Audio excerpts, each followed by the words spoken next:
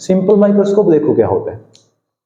जैसे हमारे पास ये ऑब्जेक्ट है, इस ऑब्जेक्ट को हम ह्यूमन आई, अगर ह्यूमन आई नॉर्मल कंडीशन में है तो ये डिस्टेंस होती है 25 सेंटीमीटर। मीन्स 25 सेंटीमीटर वो क्या है, मिनिमम डिस्टेंस है जिसके ऊपर हम किसी भी ऑब्जेक्ट को बिल्कुल क्लियर देख सकते हैं।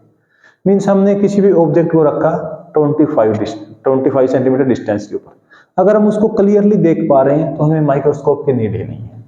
अब कोई हमारे पास ऑब्जेक्ट इतना स्मॉल है कि हम उसको 25 सेंटीमीटर पर एग्जैक्टली बिल्कुल क्लियरली देख नहीं पा रहे, तो उस केस में हम क्या करेंगे, उस केस के लिए हम ऑब्जेक्ट के बीच में एक कॉन्वेक्स लेंस लगाएंगे और ऑब्जेक्ट को कॉन्वेक्स लेंस के फोकस और सेंटर के बीच में इस तरीके से एडजस्ट करेंगे कि जो हमारी इमेज है वो 25 सेंटीमीटर पर ही बन जाए।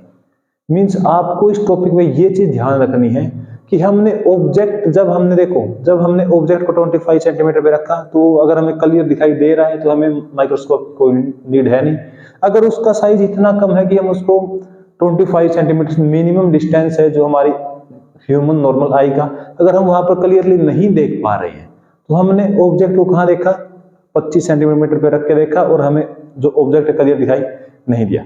फिर हम इस ऑब्जेक्ट को एक कॉन्वेक्स लेंस के सामने रखेंगे फोकस और सेंटर के बीच में, और उसकी पोजीशन को इस तरीके से एडजस्ट करेंगे कि जो उसकी इमेज है वो इमेज वापिस से कहां बन जाए, डी पर। तो यहां से आपको एक चीज देखनी है कि जो इमेज बन रही है वो भी हमें डी के ऊपर बनानी है, और जो ऑब्जेक्ट हम क्लियरली नहीं देख पा रहे हैं उसको भी हमने पहले कहां रख के देखा, डी के ऊपर। मीन्स इमेज और ऑब्जेक्ट दोनों को हम डी पर रखकर तब हम स्टडी करेंगे। ऐसा क्यों है, देखो जैसे हम मान लो हम गए डेंटल सर्जन के पास, वो हमारे दांत चेक कर रहे हैं, ठीक है। अगर वो हमारे पास दांतों के ऊपर कोई ट्रीटमेंट करना चाह रहे हैं टीथ के ऊपर, तो वो एक लेंस लगा के देखेगा। पहले वो देखेगा बिना लेंस के देखा, मान लो यहां पर है आपके टीथ। अब अगर उसको वो इनलार्ज करके देखे तो वो लेंस का यूज करेगा। तो लेंस के यूज करने से जो इमेज बनाएगा वो भी इसी पॉइंट पर बनाएगा, क्योंकि जब वो ट्रीटमेंट करेगा तो जहां इमेज है उसी के ऊपर वो ट्रीटमेंट करेगा। तो जो इमेज की डिस्टेंस है और जो ऑब्जेक्ट की डिस्टेंस है, ये पॉइंट इस टॉपिक में बहुत ज्यादा इंपॉर्टेंट है। मोस्टली बच्चे यहीं पर कंफ्यूज होते हैं कि हम ऑब्जेक्ट को इमेज के ऊपर रख के कैलकुलेशन क्यों कर रहे हैं। इसीलिए कर रहे हैं क्योंकि जब हम ऑब्जेक्ट को देखते हैं 25 सेंटीमीटर हमारा क्लियर विजन, वहां पर हम बिल्कुल साफ दिखाई दे, कोई भी ऑब्जेक्ट को हम बिल्कुल साफ देख सकते हैं। अगर साफ नहीं दिखाई दिया तो उस ऑब्जेक्ट की हम इमेज 25 सेंटीमीटर पर बनाएंगे और उस ऑब्जेक्ट को हम कहां रखेंगे, इनके बीच में, ताकि वो इमेज 25 सेंटीमीटर बन जाए। तो बेटा पहला पॉइंट जो मोस्ट इंपोर्टेंट है इस टॉपिक में हो जाता है, ताकि बच्चे कंफ्यूज ना रहे। तो सबसे मेन पॉइंट क्या है, ऑब्जेक्ट और इमेज को हम, जो हमारा आंख की जो मिनिमम उसको बोलते हैं ना list distance, means minimum distance जहां पर हम क्लियर देख पाते हैं, ठीक है। अच्छा अब स्टार्ट करते हैं। जैसे हमारे पास ये एक ऑब्जेक्ट था और इस ऑब्जेक्ट को हम क्लियरली देख पा रहे हैं, यहां पर हमारी ह्यूमन आई है, ठीक है। इस ऑब्जेक्ट को हम क्लियरली देख पा रहे हैं, तो इसकी हम अगर हमारी ह्यूमन आईज देखें, इस ऑब्जेक्ट को हम क्लियर देख पा रहे हैं, तो इस ऑब्जेक्ट में एक लाइट यहां से और एक लाइट यहां से, तो हमारी आंख के ऊपर कितना एंगल बन रहा है, वो क्या है हमारे पास, ये एंगल। और ये हमारे पास क्या था, ऑब्जेक्ट, मींस h हाइट है ऑब्जेक्ट की, इसको हम क्लियरली देख पा रहे हैं। और ये कहां रखा हुआ है, d डिस्टेंस, d 25 सेंटीमीटर यहां रखा हुआ है, ठीक है। अगर हम यहां पर इसको देख पा रहे हैं तो एक चीज देखो, हम पहले जो डिस्कस करते थे वो हम डिस्कस करते थे साइज ऑफ ऑब्जेक्ट। क्या डिस्कस करते थे, साइज ऑफ ऑब्जेक्ट h।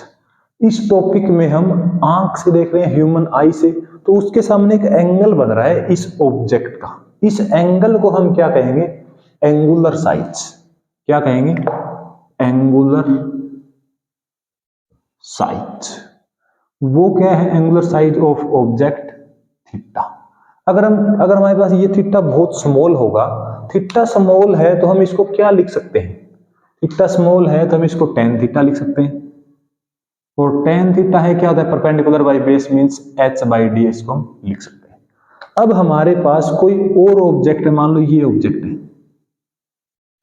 इस ऑब्जेक्ट को हम साफ नहीं देख पा रहे, क्लियर नहीं देख पा रहे, तो हम इस ऑब्जेक्ट को उठा के, ये हमारी ह्यूमन आई, यहां कोई लेंस रखेंगे और लेंस के आगे रखेंगे इस ऑब्जेक्ट को, और कहां रखेंगे, फोकस और सेंटर के बीच में, और जो इस ऑब्जेक्ट की इमेज बनेगी वो हम एडजस्ट करेंगे इस फोकल, इस यू को इस तरीके से एडजस्ट करेंगे कि जो हमारी इमेज है वो अब भी कहां बने, डी के ऊपर, क्योंकि वही हमें बिल्कुल साफ दिखाई देता है। तो ये हमारी इमेज होगी, इमेज की हाइट h डैश, इस केस में देखें तो ये h डैश ये d, तो इमेज एक एंगल बना रही है जिसको मैं थीटा डैश बोल रहा हूं।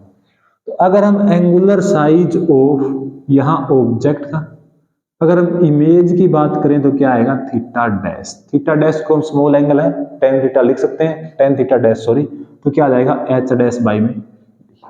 अब आप सबने मैग्निफिकेशन पढ़ा हुआ है, मैग्निफिकेशन क्या होता था, h डैश बाई में h, अगर अब यहां से h डैश देखें तो क्या आएगा, theta dash into d, h देखें तो क्या आएगा, थीटा इंटू डी, डी से डी कट जाएगा, क्या आ गया, theta dash by theta.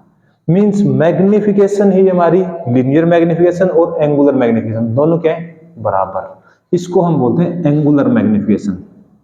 Theta dash by theta क्या है, एंगुलर मैग्निफिकेशन, क्या है, एंगुलर मैग्निफिकेशन। अब यहां से एक चीज देखो, एंगुलर मैग्निफिकेशन इसलिए बोला क्योंकि ये हमें थीटा और थीटा डैश क्या है, angular size of object and angular size of image. अब यहां से एक बात नोट करने की, जो अभी हम थोड़ी देर पहले बात कर रहे थे, हम ये बात कर रहे थे कि हम इमेज और ऑब्जेक्ट दोनों को डी डिस्टेंस पर रखेंगे, मींस जहां हमारी इमेज बनेगी उसी के ऊपर हम ऑब्जेक्ट रखेंगे, क्योंकि पहले हमने जो ऑब्जेक्ट रखा वो रखा डी पर, इमेज भी हमने कहां बनाई, डी के ऊपर। वो बात यहां पर भी प्रूफ हो रही, देखो अगर हम ये डी और डी बराबर नहीं लेते हैं तो ये डी से डी कैंसिल नहीं होता, और जो लीनियर मैग्निफिकेशन है वो एंगुलर मैग्निफिकेशन के बराबर नहीं आ पाती। तो यहां से भी वही बात प्रूफ हो रही है कि हमें जो भी कैलकुलेशन करेंगे, जो इमेज बना रही है उसी के ऊपर हम रखेंगे ऑब्जेक्ट को, और इमेज को हम कोशिश करेंगे हम इस फोकल लेंथ, इस यू को इस तरीके से एडजस्ट करेंगे ऑब्जेक्ट को कि जो हमारी फाइनल इमेज है वो कहां बने, डी के ऊपर। आई होप बेटा ये क्लियर है। अगर ये क्लियर है तो अब हम स्टार्ट कर रहे हैं सिंपल माइक्रोस्कोप, उसके अंदर आपको 1% भी दिक्कत नहीं आने वाली, ठीक है। चलो ये पहले बेसिक है, अगर ये आप नहीं करोगे एग्जाम में तो आपका काम चल जाएगा, लेकिन कंसेप्चुअल नॉलेज नहीं हो पाएगी।